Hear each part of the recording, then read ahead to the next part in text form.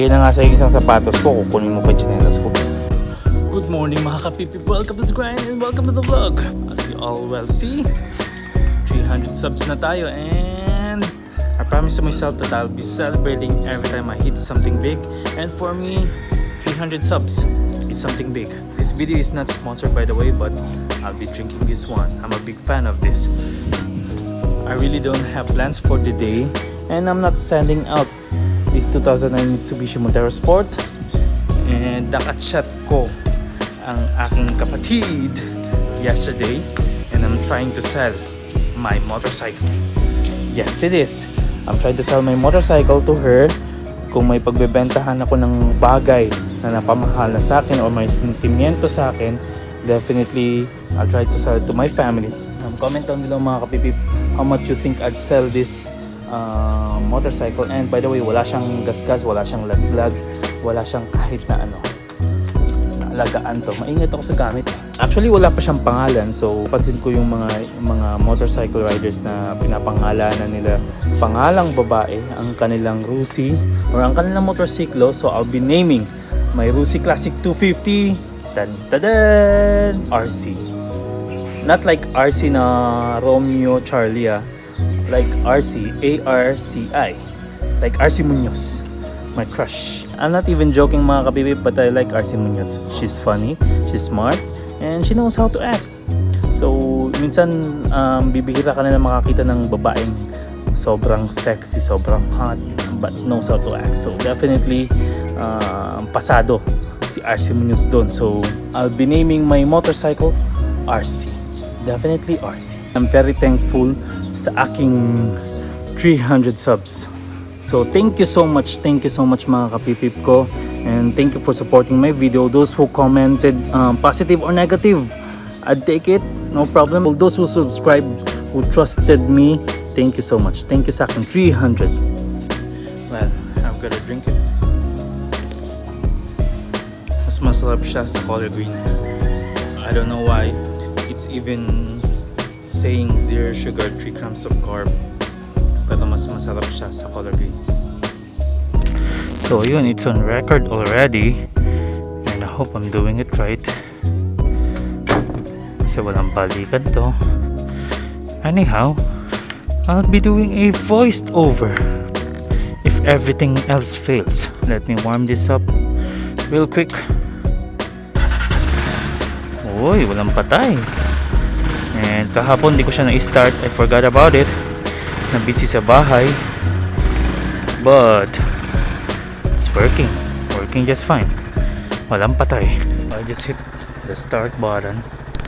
And let's go rock and roll. So, right off the bat, ito yung kailangan nyo maintindihan in regards of the clutch. Kapag pinihit mo yung clutch, it takes power. Kapag binitawan mo yung clutch, it gives power. Aandar siya ng pusa on its own. See? Ayan. Works on its own. And this is very easy. Even a noob can do it. So I'll teach you how it goes. So you'll understand kung paano mag-function. Condolences.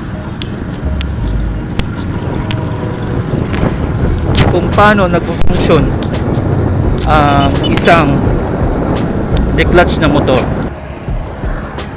And hindi mo naman, pwede mo namang ilapag, pero sumaglit ka lang because it's still a highway, and ginagamit to ng mga active, ng mga umaandar na motorsiklo or na mga vehicles. So check first what's behind you, turn off the hazard, and go. So here it is. Kahit na hindi mo pinipihit ang gas, it will still go kapag binitawan mo yung clutch. Watch this. So it has power when you let off a little bit on the clutch. Depende sa power ng clutch mo. Tansya-tansya lang yan mga kapipip. There's no mathematics in it. It's like timpla. Kanya-kanyang timpla lang yan ng motorsiklo mo. So as you well see mga kapipip, nakabitaw si clutch, hindi ako nakagas. Ayan. Next thing is ang timplahan. Minsan kailangan mo rin timplahin. Huwag mong bigla-biglang bibitawan yung clutch mo unless you wanna go wheelie. So ang timplahan yan ganito mga kapipip.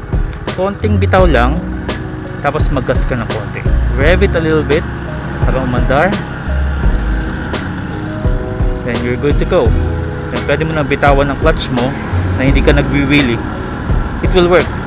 If you want a second gear, pihitin nyo ulit yung clutch, then release it afterwards. Know how it goes already mga kapipip. Anyway, I'll do it again. So let's do it again. No gas, konting bitaw kay clutch, aandar siya.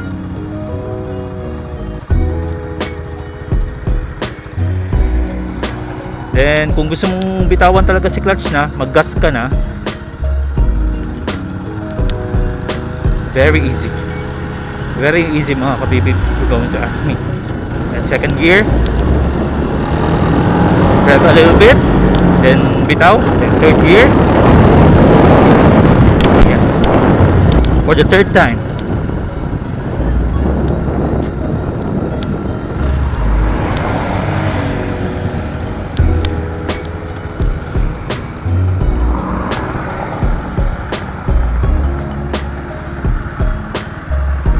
Pihitin na mabuti si clutch all the way. Then first gear down. Then bitawan mo ng konti. Kung ayaw mo mag-gas, bitawan mo ng konti, hindi ka lilipad yan. Dahan-dahanin mo lang. See? It will go. It will literally go. See? I'm moving. I'm moving without even having the gas. When you don't want to put any power on it, pihitin nyo si clutch. If you want to put power on it, bitawan ng konti si clutch, matching with your gas. See? One thing you need to understand when you're already driving is this one. May traction siya kapag nakabitaw si clutch.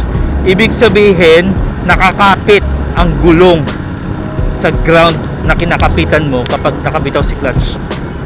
It's really that easy mga kapipip. I hope you learned something.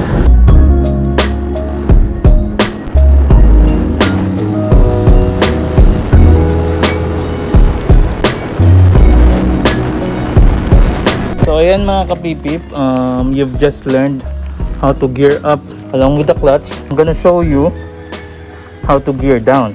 It's as easy as gearing up, and if you find yourself quite uncomfortable sa ganong position, I'll teach you how to be comfortable. Minsan kasi kailangan mag-start ka talaga sa mabagal. Like I said, aandar siya kahit hindi ka nagagas. See? Aandar yan kahit hindi ka nagagas. So let's just say for example, you're in third gear and ibababa mo siya sa second gear. It's easy. You do it like this. Brake ka. Clutch. Then balance lang.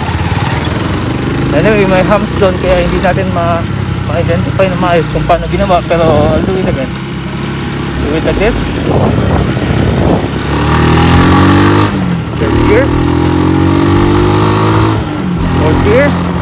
Then kapag magbababa ka ng gear, hitting yung throttle, don't gas. You're good to go. So yun mga kapipip, I really enjoyed riding. And iba talaga yung pakiramdam kapag naka 2 wheels ka, whether you're doing below 60 kilometers per hour or you're doing 100 kilometers per hour. Iba yung pakiramdam niya, masarap sa pakiramdam. And sana may natutunan kayo sa video ko, and that's how you handle a clutch motorcycle. It's very easy. All you have to do is learn the basic, hindi yung pahula-hula lang, and it's very easy. It's not rocket science na kailangan may ganitong measurement, ganito ganyan. Timpla-timplahin nyo lang po yung clutch nyo kasi iba't iba naman din yung adjustment para sa mga motorsiklo natin. And that's it. I hope you learned something. And if you like this kind of content, give it a thumbs up. If you don't, still give it a thumbs up para sa aking self-esteem. And sa mga hindi pa nakapag-subscribe, hit that subscribe button. It's for free. Wala pong maniningil sa inyo. Magte-text or tatawag na marami na kayong utang. So that's it. Hanggang sa muli. Sa ulitin. See you in the next vlog. Peace!